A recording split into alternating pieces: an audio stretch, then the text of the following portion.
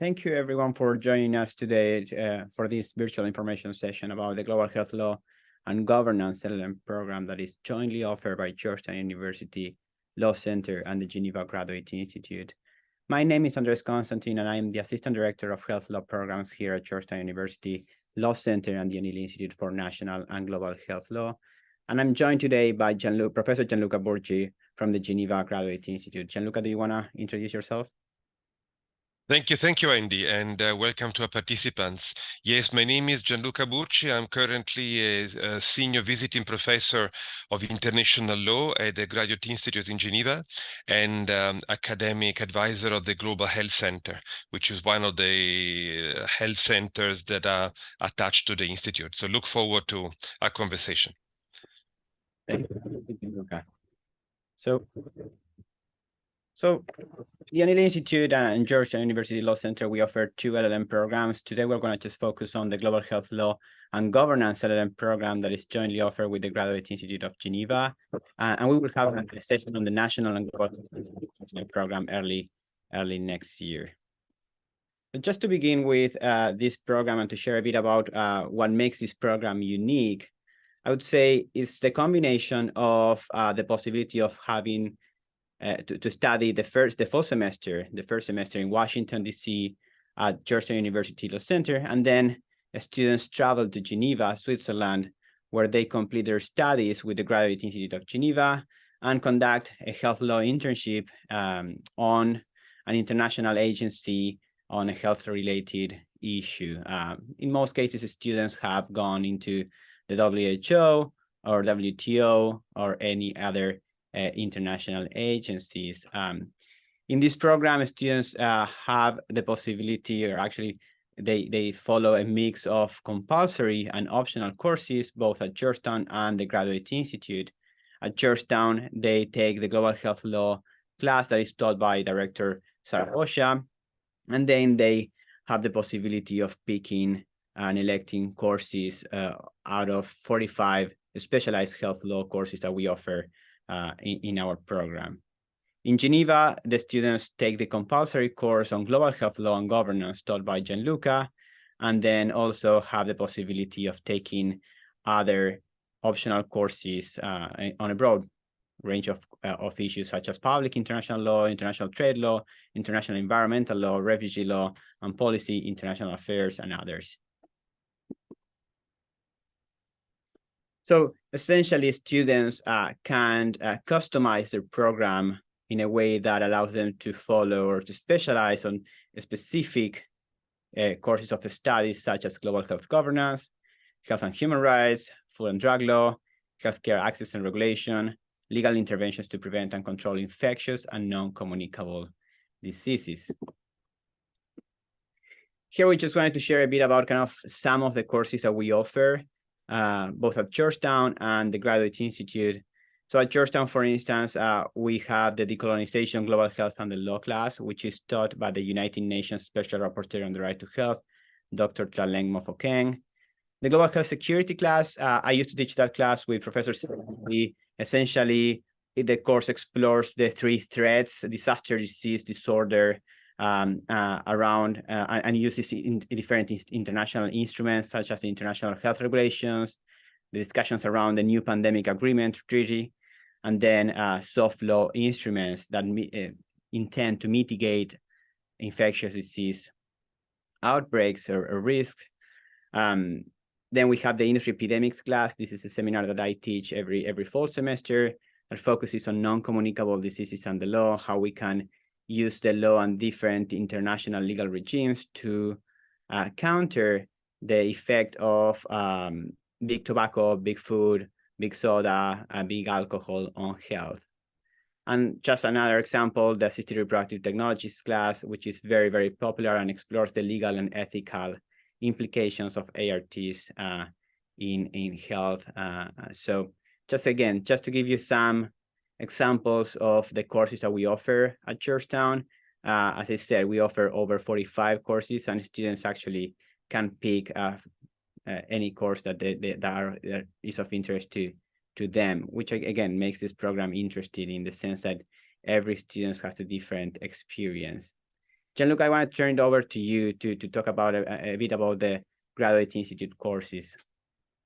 Yes, thank you, Andy. So first of all, for those of you who may not, Georgetown is more of a household name, but for those of you who had not looked at our website or may not be familiar, so the Graduate Institute is based in Geneva, Switzerland. It is not a university. It is what we call an Institute of Higher Education. It is only postgraduate, so we only offer master and PhD programs and also executive courses, but that's not of interest to you. There are 5 sort of disciplinary programs: international law, international economics, international relations / political science, anthropology and sociology of development, and history and international politics. So these are the 5. Plus there is what we call an interdisciplinary programs with a number of tracks, including global health. These are all 2 years masters. They're not master American style. They're what we call the Bologna system in the European context. So they're 2 years full-time programs. So for the students that will come here, as Andy said, the only compulsory course will be global health law. So that will be taught at Georgetown and will be taught again here in Geneva. But so don't worry, because the immediate reaction will be, that's a duplication. I'm going to hear the same thing twice. Some of the topics are similar, but our teaching methods are very different. And that's the consistent feedback from the students that came through the joint program. So we look at different angles that will give you probably a broader perspective of the role of health in international law. Besides this course, you need to take other 3 courses. So in Europe, we have what we call ECTS, which is the European system credits. And every full course is 6 ECTS. So you need to come out of the Geneva part with 24 ECTS. So it's my course plus 3 other courses. And just to give you, the courses change sometimes a little bit every year, because it depends which one are elective, which one are compulsory, and which one are open to exchange students. But just to give you an example, last year, we had medical anthropology, a very interesting course with a very renowned anthropologist, Professor Wing-Kim Nguyen. We had gender and international affairs.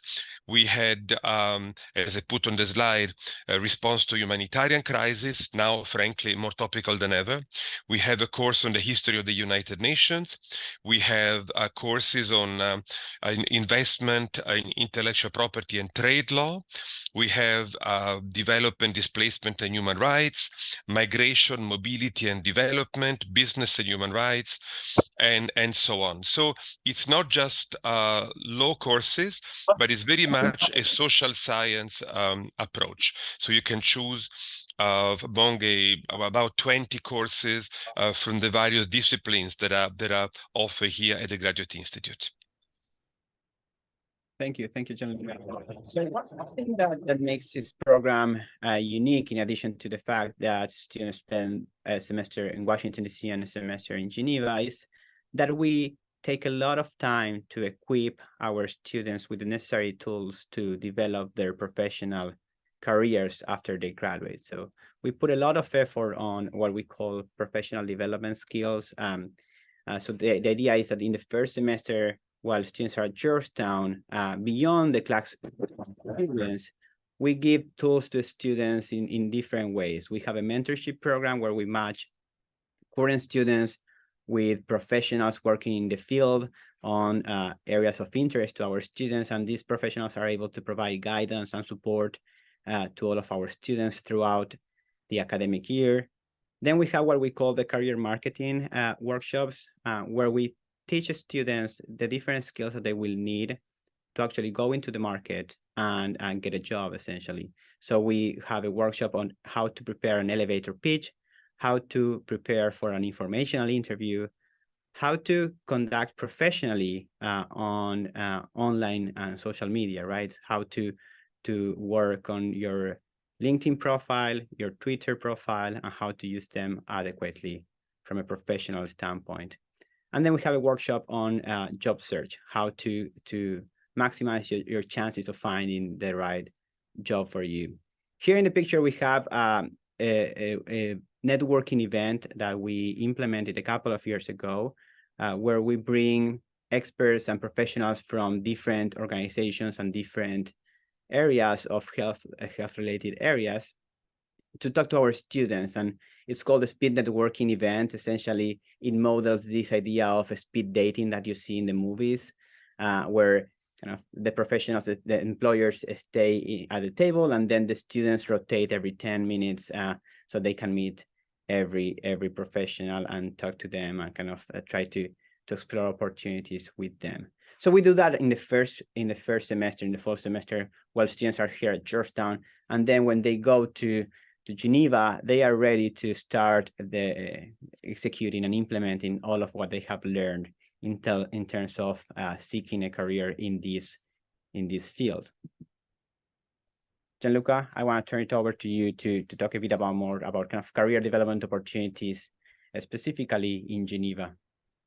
Thank you. So yes, we piggyback a little bit, more than a little bit, on the very good training, skill training that Georgetown offers. We are a much smaller organization than Georgetown. We have tops 1,000 students, about 70 professors, so we are smaller than Georgetown.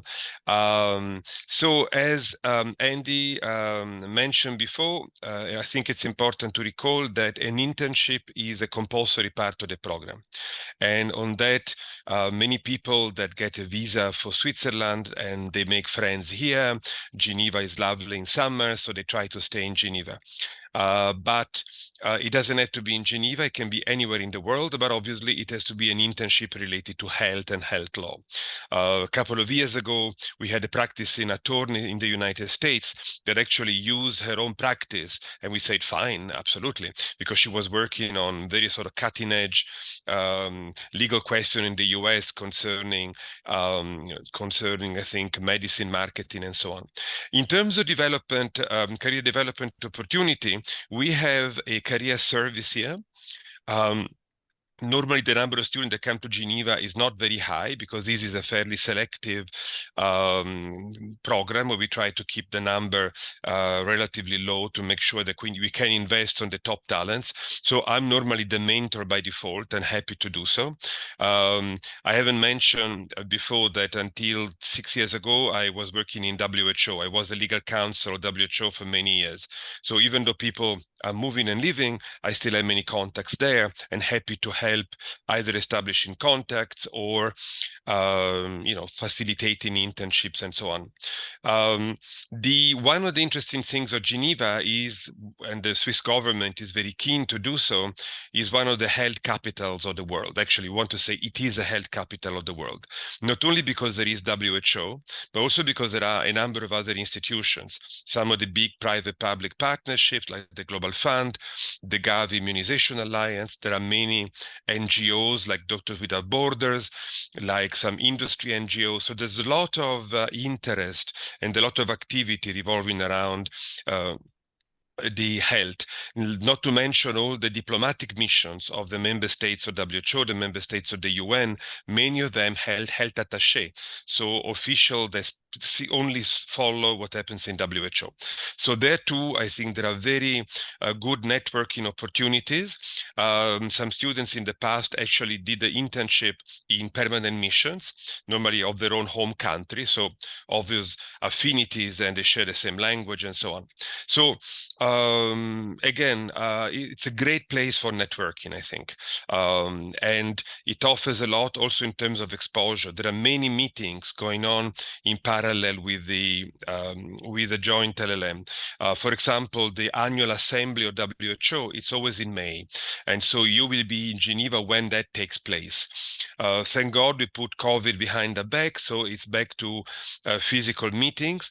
I'm normally able to facilitate public badges for the student who want to attend. That's another golden opportunity for seeing public health, global health governance in action, to talk to delegates, talk to NGOs. So again, it's a small place with an incredible range of opportunities. Thank you, Gianluca. So I just want to turn quickly to, again, all of these efforts and how this efforts actually turn into employment opportunities. So over the last few years, we have tracked our post-graduation employment rates, and I'm very happy to share that foreign trained lawyers and US trained lawyers have high post-graduation employment rates of roughly 85% after 3 months upon graduation. And in the last 3 years, alumni, even from this program and the other program that we have here at Georgetown, but specifically from this program, have been employed at the World Health Organization, the US Department of Health and Human Services, UNICEF, WIPO, pharmaceutical companies, the Global Health Advocacy Incubator, and various law firms such as Arnold & Porter, McDermott, Sidley, and others. So this is, again, to share and to show how all of these efforts in equipping students with the necessary skills and tools to actually build a career in this field, and also couple that with the contacts and connections that the Graduate Institute can facilitate in Geneva and all of the opportunities that Geneva provides as a city that is a hub for health law. All of that turns usually in a lot of career opportunities. And we will talk a bit about our alumni actually right now. So just to share a few of kind of the careers of that our alumni have pursued after graduation. Kelvin, again, he graduated from this program in 2022, and he's been working since then as Associate Counsel for Medicine's Patent Pool on issues related to IP and access to medicines in Geneva. Junya Nagasawa, he's now the Technical Officer with the Interagency Coordination Department team with the World Health Organization, also based in Geneva. Juliette McCarthy, she's working on economic and commercial determinants of health as a consultant with the World Health Organization, specifically focusing on tobacco control and also on healthy diets. And Emily Ryu, she's been a technical officer for the World Health Organization for many years, and she's now working with the Global Preparedness Monitoring Board. And she graduated from the program in 2013, if I'm correct. So again, to kind of share a bit about where our students from this program went after they graduated from the program, and how they benefited from all the networks and connections that this program offers. One other differential or something that is, again, unique from this program and the programs that we offer at Georgetown University and with the Graduate Institute is the possibility that students have to apply to become essentially research assistants with the L.L.M Institute for National and Global Health Law during the fall semester. So students in this program essentially can apply and be assigned to work on one of the many initiatives that we have at the L.L.M Institute. For those of you that may not be familiar with the L.L.M Institute, the L.L.M Institute is an institute that is housed at Georgetown University Law Center. We operate like a think tank in the sense that we work not only within the university, but also we collaborate with governments, with local partners around the world on issues related to health law and policy. So we have 7 different initiatives: the Health and Human Rights Initiative, the Addiction and Public Policy, Global Health Policy and Politics, infectious disease initiatives, just to name a few. The idea here is that the students, when they are selected to work as research assistants, they can complement their experience in the classroom with more practical experience working on specific projects that have impact in the real world. Again, to try to equip them and to strengthen their CVs and prepare them so when the time comes to go to Geneva, they are ready to share all of the projects they have been working on here at Georgetown in their networking endeavors, and that will also lead to future career opportunities. And I always tell this to my students, the L.L.M program is more than just the academic experience. It's also what goes beyond that. It's the cultural and social experience, the opportunity to meet with colleagues that are interested in similar issues and come from all parts of the world. Just this year, we have students coming from every region of the world except for Antarctica. And that's only because Antarctica doesn't have any law school yet. But when they have if they have a law school, we will go there and try to recruit students. The idea here is to make this cohort as diverse as possible, because that enriches the debate in the classroom, that enriches the discussions in the classrooms and the different viewpoints and perspectives. So in addition to just kind of going to classes, students also can attend many events here in Washington, D.C. DC is a city full of cultural activities, museums, events. And we also host a lot of experts here at the Yanil Institute and at Georgetown University Law Center over the semester, over the academic year, actually. So just for instance, here, there's a picture of some of our students from last year's cohort when they met with Dr. Tlaleng Mafokeng, the United Nations Special Rapporteur on the right to health. And on the right, you have students on a social activity here in Washington, D.C. as well. And if you go to Geneva, Geneva is a beautiful city. And now, Gianluca, I will ask you to share more about Geneva with the audience today. Thank you. So first of all, also the Graduate Institute, by its nature, because it was created in 1927 as a think tank for the League of Nations. So it has a very strong international approach. Our faculty is very international. There are literally professors from all corners of the world, not yet Antarctica, but with climate change, who knows? In 20 years, we may have a law school also in some of the bases in Antarctica.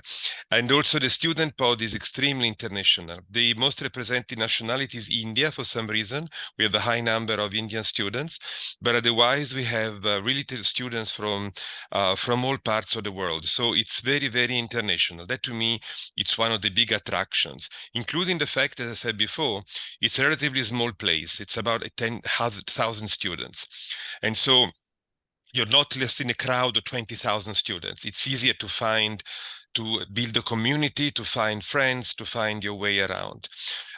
In terms of sort of opportunities during your semester, first of all, 4 courses is a significant workload.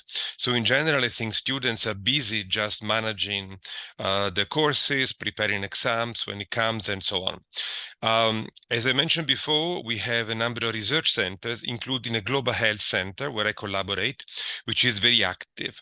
And from time to time, we do have research associates position coming up and so on. So if there's something that meets also your time period at the institute, because obviously it's something for 4 years, it's meant for somebody, another profile of students, you're more than welcome to apply. But remember that 4 courses is quite a lot of work. In terms of student life, Geneva sometimes get an unjustified bad rap. It's boring, it's expensive, and so on. It is an expensive city, but frankly, coming regularly to Washington to me now is as expensive as Geneva. I don't see big differences. The Institute has 2 student residences that more or less can house all the students. Otherwise, there's a number of other opportunities scattered across the city. It is a small city. I think the whole canton, which is the whole sort of state of Geneva, is about 500,000 people. But it has, I think, a cultural, academic, and entertainment life, which is disproportionate to its size. The Institute has conferences almost every day with top people passing through. As I said, the beauty is that you are in the middle of international Geneva. For the international lawyers, there is the UN International Law Commission that meets exactly during the session of the spring session of the Institute. So we have members of the commission that regularly come to talk to students. We can arrange for meetings with them and so on. So there's a lot to offer. And also, if you stay in summer, now I know I'm sounding like a marketing pitch for Geneva, but it's really lovely part of the world in summer. There are music festival, there is a lot of sport opportunities on the lake, in the mountains. So it is a small city with quite a bit to offer. And again, being relatively small institutions, it's pretty easy to find friends among your cohort. And there is also a student association on global health that should be like a point of reference. They organize events, they organize meetings, they organize talks with us, and so on. So there's quite a lot of social, cultural, and if you want, the entertainment life that Geneva can offer. Yeah, I guess that's what I wanted to say. I myself came from New York. And when I came back in 1998, it wasn't easy at all. But if you give it, if you keep an open mind, Geneva has quite a bit to offer, and it has improved tremendously from those times. So I'm sure if you come, you won't regret it. Exactly. Geneva is beautiful in all seasons of the year, but especially in the summer, as Gianluca mentioned. So just to kind of briefly conclude before we move on to the Q&A section, just want to kind of summarize some of the points that makes this program unique. The first one, as I said, has to do with the fact that students get the opportunity to study both in Washington, D.C. and in Geneva throughout the academic year. Both of those cities are the hubs for international law, human rights law, health law. So you will get many opportunities to meet very interesting people in both cities. I would say that also the opportunity to do an internship at an international organization, specifically in Geneva, that is also an issue of extreme interest to some of our students, because that usually leads to an employment opportunity, or that connection will lead to some opportunities afterwards. Lastly, one thing that I want to kind of highlight, it has to do with what we have already been kind of discussing and mentioning, that is the personalized and tailored approach of this program. We know all of our students by name. We know all of their interests, where they want to work in 5 years, where they want to work in 10 years. And we are able to provide personalized advice and guidance, and provide guidance to all of them based on their interests. And that means that we're able to connect them with the relevant people working in those fields, so that they can start building their own name in these different career paths. As Gianluca mentioned, it is a very selective program. We want to have the very top talent and bring the very top talent to this program, which is why we have usually and intentionally accepted a very small number of students for this program. That allows us to provide actually the personalized and tailored support that makes this program distinct from others. Gianluca, I don't know if you want to share any final thoughts before we move on to the Q&A. I see we have two questions. No, thank you. Probably we can address the questions at this point. Okay, perfect. So the first question has to do with the age of, or kind of average age of students, where we welcome older students. I wouldn't call 40 plus older, but yes, we do welcome students from every range, any ages, honestly. And that has to do with the diversity. When we talk about diversity, and as I said, the diversity that enriches the classroom discussion, it has to do with diversity in terms of geographical scope, also diversity in the experience they bring to the program, diversity in the age, in gender. I mean, there are many different indicators that we take into account to make this program unique and as most enriching as possible to all of our students. So definitely, I mean, if you're a lawyer, because that's one of the requirements, you need to be a lawyer or have a degree in law, and you have interest in the program, just apply. Don't I wouldn't mind about your age. I mean, just apply, and then we can discuss more about it. If I can add something, so obviously if you want, the average students are those that have a first degree and they come in the 20s, but we had a number of older students. Again, I agree with Andy, 40 is not old at all. I had at least 2-3 diplomats from permanent missions in Geneva. This year, in February, we'll have a gentleman from Ghana. He's a public health official in his government. I think he's in his 50s. In 2020, we had a Canadian lady also in her 50s that came from a public health career. Unfortunately, it was full pandemic, so everything moved online and she moved back to Canada. But anyway, she completed her course.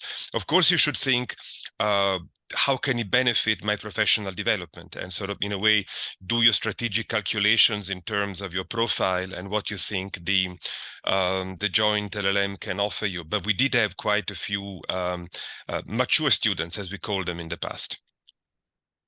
Yeah. And then the second question we have here is whether there are any research institutions studying the intersection of environmental law and global health law. Just to briefly answer your question from the Georgetown Law perspective, the O'Neill Institute for National and Global Health Law, we have many projects that center around the intersection between environmental and global health law, especially the kind of the One Health approach. So we've been working on that for a while now, and there are many ongoing projects. At the same time, we offer some courses that touch on that intersection specifically, so students could actually explore those and take those courses. I know, Gianluca, if the Graduate Institute has or is studying or working on those two issues. Yeah, so we do have environmental. First of all, there is an environmental center. One of the research centers is about environment. We have environmental courses, an environmental law course. We depends on the years. We have a course on climate change and the law. We have a course about food and law, which obviously is very related to environmental issues. Environmental law and health is part of my course, but it's one or two classes. As Andy was saying, One Health is a big issue also in Geneva. You may know that WHO is negotiating right now a new treaty on pandemics and try to amend the existing international health regulations. And the issue of One Health is very central. And the Global Health Center is working quite a bit on that. We organize workshops. There is a group of countries that call themselves the Friends of One Health because they want to push to have a stronger presence of this topic in the future treaty. We cooperate with them. So for students that come that have spare time and are willing to engage, there are quite some opportunities. I would personally welcome some research support. In the broader world, it may seem strange, but the interaction of health and environment, at least from the point of view of international law, is relatively recent.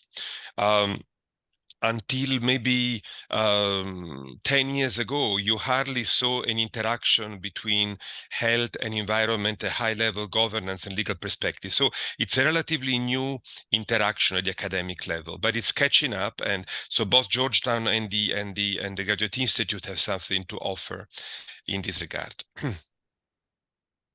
Thank you. There are a few more questions. The first one says, I'm an American and Polish citizen, but attending law school in New York City, US born. Will that affect my application? No, it won't affect your application. Actually, we are looking for students with kind of international and experience. And as I said, we try and we take that diversity and to bring into consideration, and we try to bring that kind of multiculturalism into the classroom. So that wouldn't affect your application.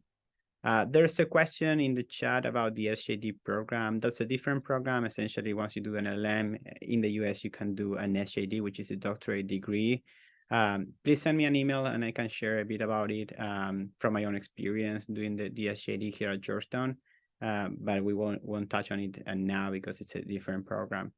And the last question that I see in the Q&A box has to do with financial assistance available for this program, recognizing that both Washington, D.C. and Geneva are amongst the most expensive cities in the world. Yes, and that's completely true. So we do offer limited scholarships for this program. Both institutions are able to offer some assistance. Those usually come in the way of partial tuition waivers. So it's not the complete tuition, and it doesn't cover living expenses. So most of our students or students coming into the program, we encourage them and we actually provide some assistance in the form of information. They try to seek external sources of financing to fund their studies. So usually they may come with the Fulbright program or with other similar program as well into the program. That's a very valid point, and we acknowledge it, and we understand that yes, it is very expensive, which is why we put a lot of effort, as I said, on kind of the career development opportunities, the professional development skills, so that we ensure that our students have a return on investment after they do this program. And I just got a, sorry, Gianluca, did you want to add something to that? No, I think you covered it very well. The Institute doesn't offer scholarship covering living expenses like Georgetown, but we do have a limited possibility of tuition waiver. And there are many sources of scholarship also. I mean, more than you think. So I'm sure Georgetown has this kind of support. Also, the Graduate Institute has a financial office that can pass you the references to foundations and other entities that offer scholarship. So you're strongly encouraged to look in that direction if you want to cover also fully your living expenses. It's true, Geneva is expensive. The accommodation here, I think, is reasonably priced compared to Geneva prices, but it's a fact. It's an expensive city. Yeah, and just to add to that, we have supported students' applications to external sources of funding in the past, in the way of letters of recommendations or reference letter as well. And one other thing that students have been able to do here at Georgetown is to secure a spot in the student residencies, which are usually cheaper than kind of renting out an apartment here in DC. And Geneva, the Graduate Institute in particular, they also have some student residencies, and we work together to see if we can ensure that those type of accommodations for our students as well. And last question has to do with the Global Health Law Scholar Program. Essentially, it's the one that I was mentioning, that essentially we provide partial tuition waivers. If you are awarded that scholarship, you will also get the name of Global Health Law Scholar for our program. In terms of difficulty, I would say we look into different factors. Financial need is one of them, but we also look into potential to be a leader in this field in the future, the experience. So it's kind of a more holistic approach that we take when we award scholarships for this program. And that, I think, let me see.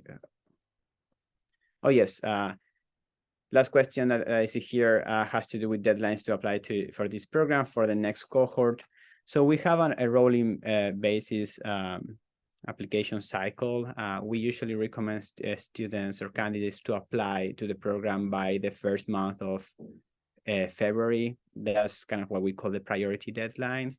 But then we do consider applications up until April. So usually the earlier you submit your application, the better, in terms of financial assistance and in terms of knowing and planning ahead, right? But yes, it's a rolling basis. February, the first Monday of February, that's the ideal, the priority deadline for this program, but we would accept later applications that come up until April. Okay, I think that was the last question. Here on the screen, you have both of our contact information. Feel free to reach out to both of us or just one of us. If you're interested in the program, we are available to talk more about your interest and discuss specific issues with you.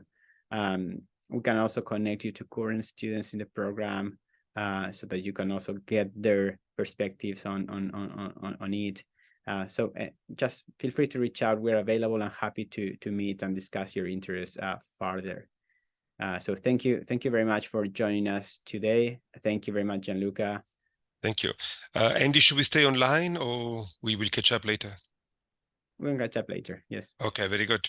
Yes. Thank you for participating. We hope that we sort of triggered your interest in a very fascinating part of international law. Yeah, thank you very much. Take care. Okay. Bye-bye. Take care. Bye-bye.